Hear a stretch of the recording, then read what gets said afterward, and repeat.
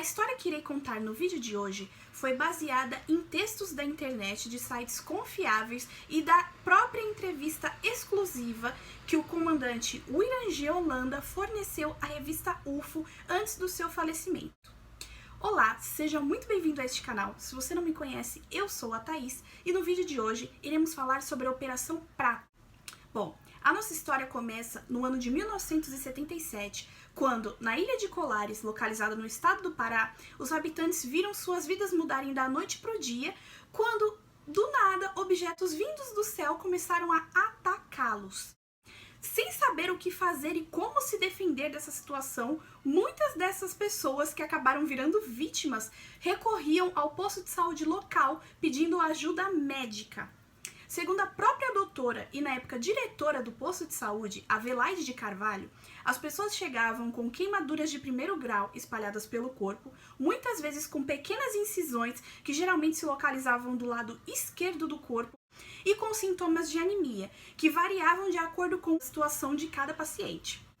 Sem saber mais o que fazer, o prefeito da cidade entrou em contato com as autoridades locais pedindo que algo fosse feito, pois os relatos aumentavam cada dia mais pessoas que teriam sofrido ataques chegavam aos postos de saúde e ninguém sabia dar uma explicação. Jornais de todo o estado estavam publicando manchetes relacionadas a este assunto, com imagens de pessoas que teriam sido atacadas e tudo mais.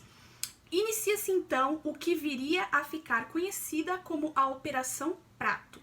Ao contrário do que a maioria das pessoas acredita, a Operação Prato não se iniciou já com o tão famoso comandante Willem G. Hollanda à frente dela.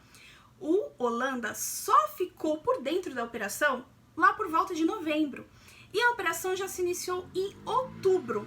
Segundo o próprio Hollanda, quando ele volta de Brasília, o seu superior pergunta se ele acredita em discos voadores. Quando a resposta dele é sim, o superior dele pega uma pasta, entrega na mão dele e fala, ó, então agora você está responsável por esse caso e pronto. Por que a Operação Prato, Thaís? Bom, segundo ele, foi ele mesmo que escolheu o nome, pensando em que, quando trazido das outras línguas, a maioria dos países falam algo relacionado a pires voador, e não a disco como nós nos referimos aqui no Brasil. Então ele pensou, bom, toda operação que a gente faz tem que ter um nome, mas não pode estar escancarado o que a gente está fazendo, mas também não pode fugir tanto do assunto. Ele pensou, bom, se tem o pires eu vou ficar com o Prato, que é o primo dele. Nas palavras dele foi assim. Logo então nomeou-se de Operação Prato. Desde o início, o objetivo da missão era o quê? Chegar, colher os relatos das pessoas que teriam sido atacadas, fazer relatórios, deixar tudo bonitinho registrado e durante a noite tentar capturar através de vídeos e imagens esses tais objetos, essas luzes que estariam sobrevoando a região. Vale ressaltar que um dos pontos também que fez essa história a princípio ser ridicularizada foi o fato de que os moradores da própria ilha de Colares colocaram, o nome de chupa-chupa a esses acontecimentos, apelidaram de chupa-chupa. Por quê? Porque, de acordo com as pesquisas da doutora Avelaide e de outros doutores que ficaram a par da situação, essas pessoas que chegavam com essas marcas pareciam que tinham passado por algum tipo de coleta de sangue. E as próprias incisões davam a entender isso, que foi retirada alguma amostra de sangue do corpo dessas pessoas. E quando eles chegaram lá, eles não foram armados, tá? Eles não chegaram pra, ter um confronto com algo que estaria vindo de fora, de outro mundo. Eles só tinham em mãos binóculos, rádios de comunicação, câmeras fotográficas e filmadoras. O objetivo deles era apenas colher informações, tá? Eles estavam em campo apenas para fazer observação e colher informações. Segundo Hollanda, foram registradas mais de 500 fotografias, mais de 16 horas gravadas de filme e mais de 2.000 relatórios feitos à mão com detalhes incríveis das formas do objeto, horários que eles apareciam, comandos aéreos e muitas outras coisas. Foram meses tentando registrar essa luz que sempre aparecia e sempre era um fracasso. O Hollanda pegava e ia ver todos os negativos das fotos e nunca se via nada, era apenas escuridão. Até que um dia, vendo aquele monte de pilha e muito decepcionado porque ele não tinha nada para passar pro superior dele, o Holanda teve a ideia de colocar aqueles negativos num radioscópio e ver se ele conseguia enxergar algo ali. Foi então que ele percebeu que luz realmente não havia, mas tinha um objeto em forma de cilindro em todas as fotos que eles tiraram. Então ele ficou muito feliz, porque além de ter algo finalmente para mostrar pro Camilo, ele estava vendo algo, realmente tinha algo ali, existia algo, aquelas pessoas não estavam malucas e não era mais uma luz, era um objeto realmente. Era o que ele precisava para acreditar que tudo ali era real. Mas segundo o próprio Holanda, o ápice, o clímax de tudo isso foi a vez que ele estava fazendo uma vigília e convidou alguns de seus colegas da SNI, só que eles se atrasaram. E quando ele tá saindo de lá, eles encontram esses colegas da SNI, eles fazem uma piadinha, etc, brincam, pô, você demorou, tá? Foi então que um disco fosco parou em cima deles, assim, ficou pairando, né, como se diz, e eles ficaram aterrorizados. O Holanda disse que foi a primeira vez que ele ficou com medo. Vale lembrar aqui que Holanda, ele era especializado em missões de busca e salvamento da FAB, que é a Força Aérea Brasileira. Então, apesar do espanto por ser algo que ele nunca tinha tido contato, ele já estava meio que acostumado com esse tipo de missão e com o que deveria ser feito. Então a missão continuou, até porque eles estavam tendo resultado. Foi então que chegou aos ouvidos de Holanda, através de um amigo dele, que um rapaz chamado Luiz, que trabalhava para uma olaria de lá, ele estava num rio pegando barro para essa olaria e ele se deparou com uma paca, que seria uma prima da capivara que a gente conhece. E ele resolveu que ele ia voltar para tentar, né, caçar esse animal. Então ele foi até a olaria, deixou o barro e voltou. No que ele volta, ele fica numa árvore e ele pegou a espingarda dele e uma rede. Ele falou, a hora que a paca voltar, eu atiro e jogo a rede e levo ela para casa, né? Levo a caça embora. E ele esperou. Enquanto ele esperava, ele disse que um objeto, que lembra a frente de um Boeing, né, que a gente conhece, passou por cima dele. No que esse objeto passou, ele parou. Quando ele parou, saiu uma luz amarelada e um humanoide desceu dela. Quando ele viu que esse ser estava realmente descendo, ele caiu fora dali. Ele falou que pulou no mato e se escondeu. Esse ser desce do objeto, segundo ele, com uma luz que saía da mão. Ele pega uma luz vermelha e analisa todo o local onde o Luiz estava. E quando ele desce pro chão mesmo, desce da árvore, falou que sem procurar e sem ficar olhando, ele simplesmente mira exatamente onde o Luiz estava, escondido.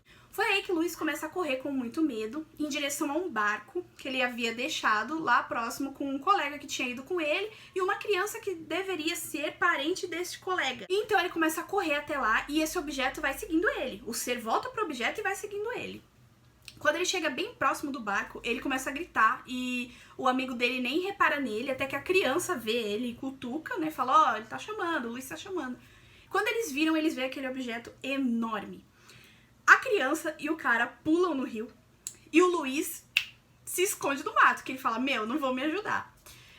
Então aí que o ser para de novo em cima do barco, desce, analisa o barco todinho, depois sobe pro objeto e vai embora.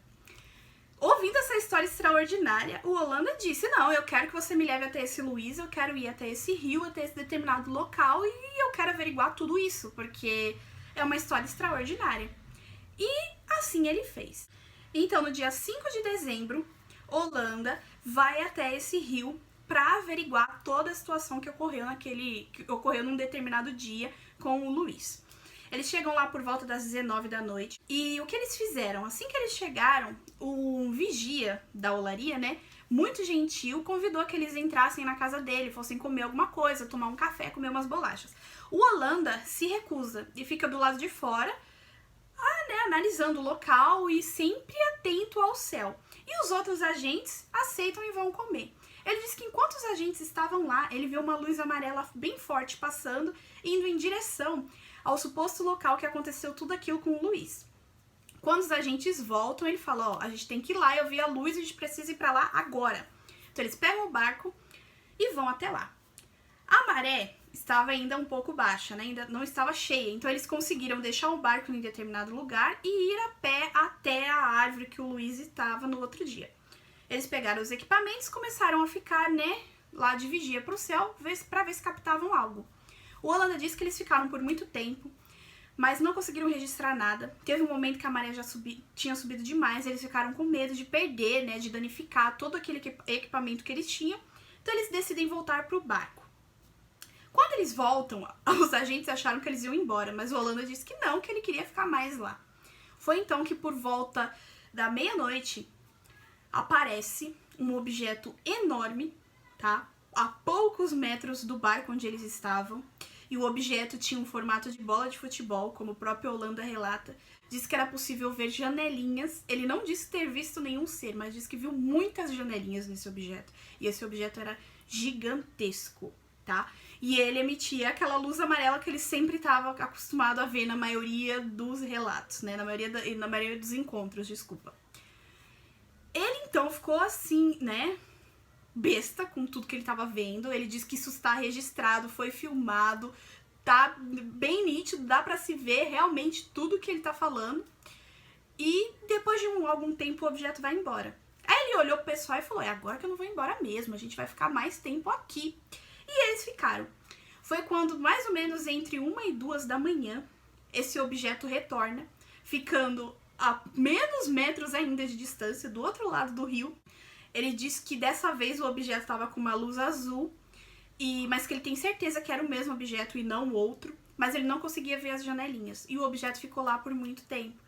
E ele falou que aquilo começou a assustar ele, porque ele pensou, cara, do primeiro encontro foi a tantos metros. Agora tá a menos ainda, segundo ele, acho que 60, 70 metros de distância. Ele falou assim, meu, o que vai acontecer depois disso?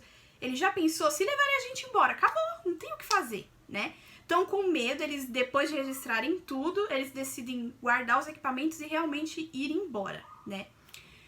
Quando, passado todo esse susto, ele informou o superior dele, relatou tudo, mostrou as filmagens, as fotos, e então eles decidiram encerrar o caso após esse último encontro extraordinário que eles tiveram com este objeto. Então, segundo o Holanda, tudo que eles relataram foi entregue e ficou arquivado lá no primeiro Comar de Belém. Quando questionado do porquê ter demorado tanto tempo para vir falar alguma coisa, falar a respeito da missão, pois ele só veio se pronunciar em 1997, o Holanda diz que quando tudo isso aconteceu, ele não tinha pretensão nenhuma de falar, ele não tinha vontade de escrever livros, como diziam pra ele, ele achava que não era o momento de se pronunciar. Mas ele deixa claro que ele sempre gostou do assunto, sempre gostou de ufologia, ele tinha contato com alguns ufólogos, ele deixa claro que o Gevaer era um deles e que eles já tiveram conversas que ele não deixou serem publicadas, mas ele já havia tratado do assunto sim com o Gevaer. E ele disse que agora não, agora ele não ia prejudicar mais ninguém, ele já era um coronel reformado, ele também não ia ter mais prejuízo nenhum na carreira dele, então ele resolveu falar, tá? E com as próprias palavras dele, ele diz também, daqui a pouco vou fazer 60, depois 70. Se chego a 70, se não, morre o coronel e acabou. Por que eu tô dizendo essas palavras aqui que o próprio Holanda falou? Lembra que eu disse pra vocês que a entrevista que ele deu foi pouco tempo antes dele falecer? Pois é, 3 meses após essa entrevista, o Holanda tirou a própria vida numa fazenda que ele tinha. Algumas pessoas vieram dizer que foi queima de arquivo, porque ele trouxe toda a operação à tona. Outras começaram a dizer que não, que realmente ele tirou a vida porque ele não aguentou a pressão e não sei o quê. E no meio desse fogo cruzado, o Gevaer se pronunciou e disse que ele não acreditava em teorias da conspiração, que ele havia sido morto e incriminado como se ele mesmo tivesse tirado a própria vida, pois ele já estava sofrendo de depressão há um tempo, então ele já tinha tentado tirar a vida outras vezes. Então, segundo o Gevaer, essa história era realmente verídica. Então, essa parte da entrevista dá meio que a entender que, tipo assim, sei lá, ele fala, nem sei se eu chego a 70. Daqui a pouco eu morro e, né, ninguém fica sabendo da história. Talvez ele já realmente estivesse pensando, mas ele não quis ir antes de deixar, né, gravado tudo que ele sabia e tudo que ele passou dessa história aí extraordinária. Vale lembrar também que nunca foi dada uma conclusão para tudo que aconteceu na Ilha de Colares. Por que esses ataques estavam acontecendo? Ele disse que tirou uma conclusão pessoal do caso. Na visão dele, pensando, talvez esses seres tivessem vindo para colher amostras de tecido e de sangue para ver o que eles enfrentariam se eles precisassem ter um contato direto com nós. Um exemplo, acontece algo e eles precisam conviver aqui ou ter que falar com a gente, ter que conviver com a gente, para ver se a gente tinha algum tipo de doença, alguma coisa que fosse letal a eles, tá? Pra quem quiser assistir, quem quiser ver tudo bonitinho, eu vou deixar aqui na descrição a entrevista do Holanda, que eu acho que vale super a pena ver, tem quase 2 horas, mas é sensacional, tá? Bom, Thaís, e se eu quiser ver as imagens, as filmagens de tudo isso que aconteceu, que é sensacional, eu posso ver? Bom, em tese você pode. Existe um site que chama Arquivo Nacional e lá tem algumas imagens da Operação Prato que foram liberadas lá, tá? Mas segundo vários ufólogos e o próprio Gevaer, ali não está disponível tudo que eles registraram, não. Então, bom, esse foi o vídeo. Espero que vocês tenham gostado. Ficou um pouco longo sim, mas eu acho que vale a pena assistir. Então se você ficou até aqui, muito obrigada. Deixe o seu like, se inscreva. Então é isso, tchau e até o próximo vídeo.